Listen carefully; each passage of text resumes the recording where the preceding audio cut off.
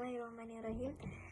Kami dari kelompok 9 yang beranggotakan Tesara Awalin Husna, Zakia Unisa, Muhammad Fahmi Adhab, Rahmazanti, Nanda Aulia, Irti Firmansyah, Irdaul Kamal, dan saya sendiri Iva Amalia akan mempresentasikan hasil kelompok kami yang berjudul Seni dan Arsitektur Islam pada Masa Dinasti Islamiyah.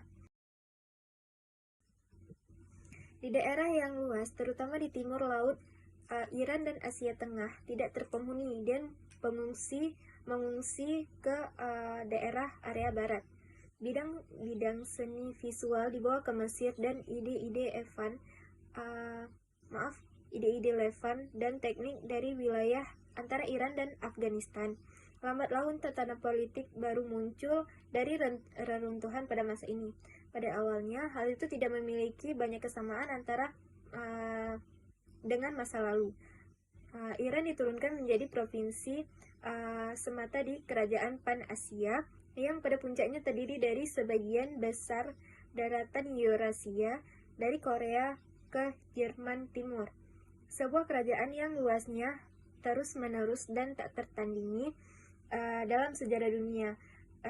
Karakorum di Mongolia dan kemudian Peking di mana Khan Agung tinggal. Selanjutnya saya akan melanjutkan pembahasan daripada kawan kita Iva Amelia.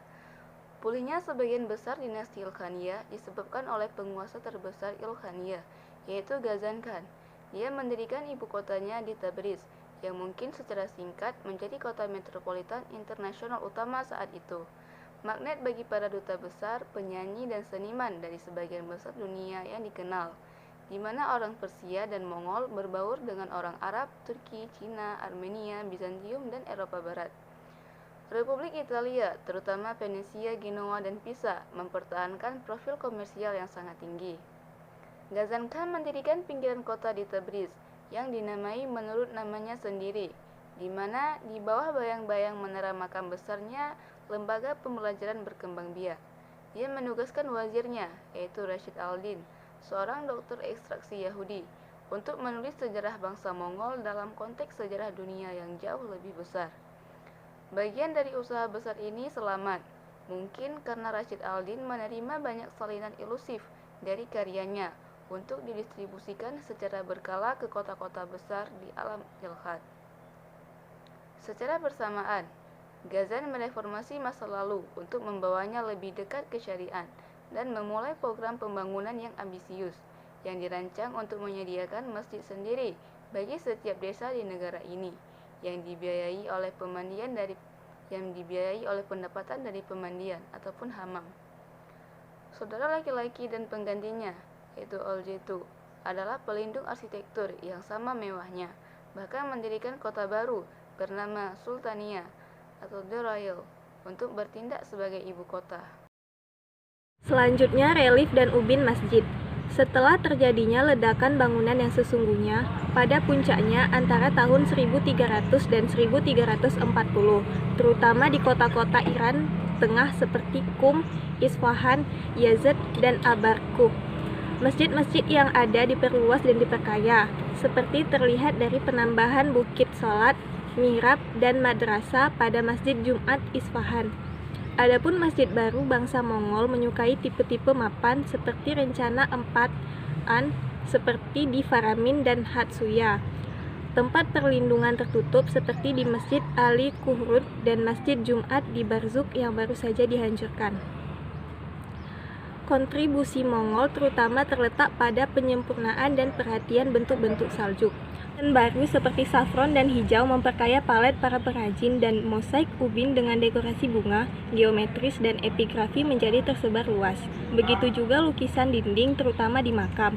Desainnya seperti di stensil dan berhutang banyak pada iluminasi Al-Quran, seperti yang ditunjukkan oleh sekelompok bangunan dari batu bata lumpur di Yazd dan Abarkuh. Akan melanjutkan presentasi manuskrip dan lukisan. Naskah Birum adalah sebuah kelangsungan hidup yang beruntung karena itu mendokumentasikan invasi ke idiom, bergambar mapan dari custom Islam oleh pengaruh yang sama sekali asing, terutama dari timur jauh. Tetapi tingkat perubahan yang dihasilkan dalam lukisan abad ke-14. Bagaimanapun mengejutkan, beberapa gaya yang berbeda berkembang, beberapa di antaranya karena sedikit satu sama lain dan cukup jauh dalam semangat dan gaya dari tradisi pra-Mongol.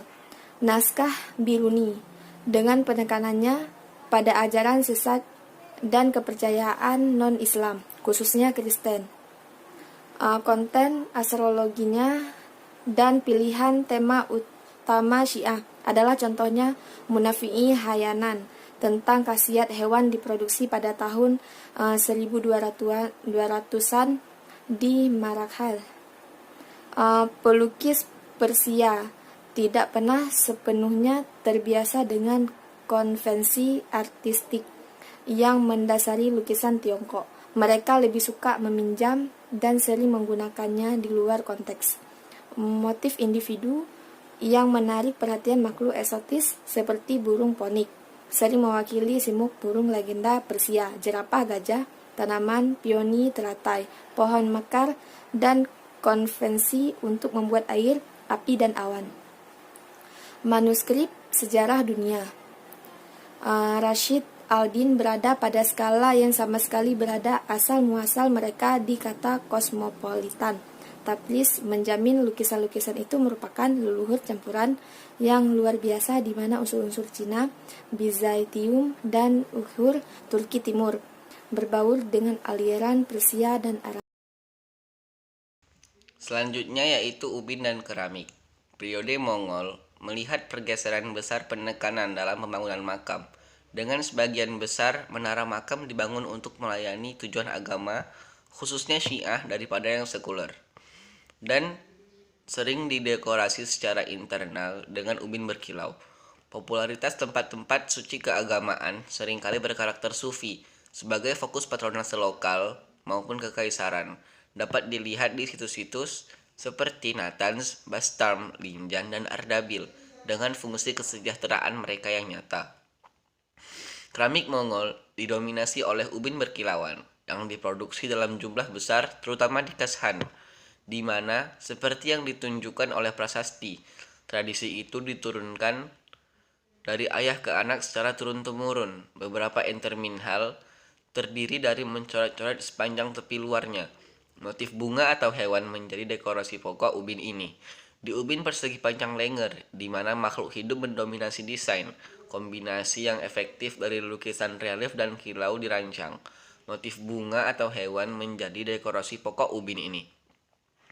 Beberapa prasasti Al-Quran pada ubin ini bertentangan dengan praktis Islam Ortodoks, memiliki latar belakang di mana burung ditampilkan di antara gulungan-gulungan Arab. Baiklah, saya akan melanjutkan slide berikutnya, yaitu seni buku, di mana para juru tulis dan eliminator Ilkhanid, terutama yang berasal dari Mosul dan Baghdad, menyaingi karya Mamlum terbaik yang mungkin memang memiliki landasan untuk itu. Karakteristik sekolah ini adalah pengguna lembaran yang sangat besar hingga 7x50 cm, 28x50 inci. Dari makalah Baghdad dan skrip skala besar, terutama muhakkak, kubah di galeri makam Oljetus berutang banyak pada desain bagian depan dan halaman ambal Al-Quran ini, yang dua lusinnya masih bertahan. Baiklah, selanjutnya akan dijelaskan oleh teman saya, Nanda Aulia. Sekian, terima kasih. Di antara berbagai tradisi lukisan Arab, Persia, Turki, dan India, lukisan Persia yang secara efektif dimulai dengan Ilkhanid dan mencapai gaya klase di bawah Timurids harus didahulukan pada beberapa nilai. Untuk keragaman ini tidak ada paralel dalam Islam. Untuk keluaran belaka ini menyaingi bahkan India. Dan meskipun dunia Arab dapat membanggakan karya yang sedikit lebih awal, hal ini tidak dapat menandingi kontinuitas tradisi Persia. Buku lukisan Iran selama 5 abad pertama Islam dengan demikian hampir kosong sama sekali dan harus direkomendasi dengan bantuan lukisan tembikar dan beberapa lukisan dinding dan samanid, Nisapur dan Ghanafid Laskar-i-Bazar, serta kemungkinan manuskrip Saljuk dari Langka Su-Gulihah. Baik, saya akan melanjutkan penjelasan dari rekan kami Nanda Aulia. Selanjutnya di sini ada tembikar. Sementara banyak barang lain dari jenis salju terus dibuat di bawah Ilkhaniyah, dua jenis tembikar besar baru muncul. Lasfardina adalah penerus teknik mina yang disederhanakan. Adegan istana dari peralatan sebelumnya digantikan oleh tema grafis geometris dan epigrafis dan oleh makhluk mitos Timur Jauh. Emas di atas lukisan yang dipasang di atas glasir biru tua yang dalam membuat barang Lasfardina salah satu yang paling spektakuler yang pernah diproduksi di Persia. Sebelumnya, teknik dan bentuk Cina saja telah mengilhami cara motif Cina menyerbu keramik Persia pembuat tembikar Persia. Tetapi mulai sekarang repertoar ikonografi banyak menggunakan sumber-sumber Cina. Naga, burung ponik, bebek Mandarin, pita awan, peoni, dan teratai, semuanya adalah tema ilhami standar, dan mereka diperlakukan dengan naturalisme baru yang juga diilhami oleh Cina. Unsur-unsur Cina tersebut sama-sama ditandai dalam relatif sedikit tekstil Ilkhanid yang masih hidup. Sekian presentasi kami dari kelompok 9 Arsitektur Islam mengenai seni dan arsitektur Islam pada masa dinasti Ilkhaniyah. Lebih dan kurang kami mohon maaf. Assalamualaikum warahmatullahi wabarakatuh.